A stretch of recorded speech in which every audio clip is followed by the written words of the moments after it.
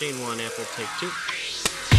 And this is from a young man in Louisiana. Mom, turn it up. Ping Pong Summer is set very firmly in present-day 1985, the year before hip-hop culture and rap music really went mainstream. It was still kind of weird if you would go to the mall and you'd see someone wearing red parachute pants, and to me it was super cool.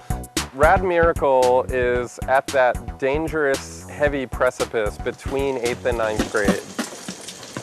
That year between middle school and high school is a pretty epic one, and that's when you go from being a kind of nerdy adolescent to maybe you find yourself and start becoming cool. We tried to put in Ping Pong Summer that sense when Rad is going to Ocean City, that it's a sort of wonderland, and it's familiar and foreign at the same time, and it's just sort of a new, exciting place. Here's some money for you to spend however you want on this vacation. This is that first year when his parents are starting to let him go, and he's actually finding himself enough to make a friend and be social. Man, you can never have too many spoon straws. He's just kind of an average kid. He's not too social, I guess you could say. Do I like rap? Did you just ask me that? Of course I do. I catch the goo. Fresh. He's in love with breakdancing, rap, ping pong. Well, what do we have over there? Typical rich kid, racist, chauvinist, bullies. They got it all wrong. They think that their wealthy dad is what makes them cool. Step off her! The reality of Rad wanting to prove himself to his friend and his new crush, Stacy, there's Lyle Lace to knock him down every step of the way. You do look pretty dehydrated.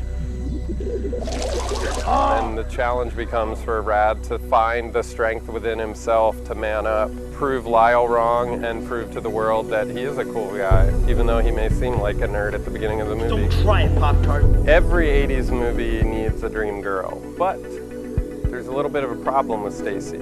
She's got an addiction to funk punch. Is it pixie sticks? Is it sugar? We don't know. Are you okay? Totally. On my deathbed, I will say that there was no one in the world that was better for the part of Stacey Summers than Emmy Shockley. Kick his ass. Radical miracle. Ping pong is a game that you can be any age and you can sort of be good at it. One of my favorite shots in the movie is actually when the character reaches behind an arcade game to pick up the ball. For me, that's the kind of ping pong that this movie is about. Breakdancing just felt like it was something coming from another awesome planet. Wait, there are bones there, but how does it look like there's an armworm happening? This movie was very different. We were dealing with child actors. Many of them had acted, but just never on this grand a scale, combined with Hollywood luminaries like Susan Sarandon, Leah Thompson, John Hannah, Judah Friedlander, Amy Sedaris, Robert Longstreet. And then the reality is we're in Ocean City, Maryland in a beautiful Indian summer fall on location like we're at summer camp. That is where I grew up going on vacation every summer with my family. Suicide. Cut. I came up with the idea for Ping Pong Summer back in 1992. I was a senior in high school. I just had this idea for an 80s movie that I kind of just felt like, what if you combined a beach movie like a One Crazy Summer, National Lampoon's Vacation, and combine that with the hip-hop music and movies that I was watching at the same time. Boom boxes, parachute pants, ices, family vacations, universal feelings of insecurity, followed by brief flickers of hope and transcendence and triumphancy. Boom boxes, spoon straws, in Ocean City, Maryland. And some other stuff.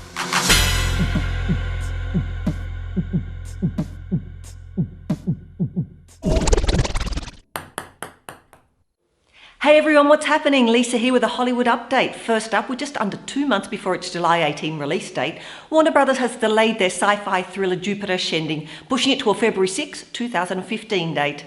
Next up, Tim Roth has signed on to join the growing cast of the Martin Luther King Jr. biopic, Selma, portraying the Alabama governor, George Wallace. That's it for today. Subscribe to keep up to date, and remember, a bird in the hand is worth two in the bush. See you next time.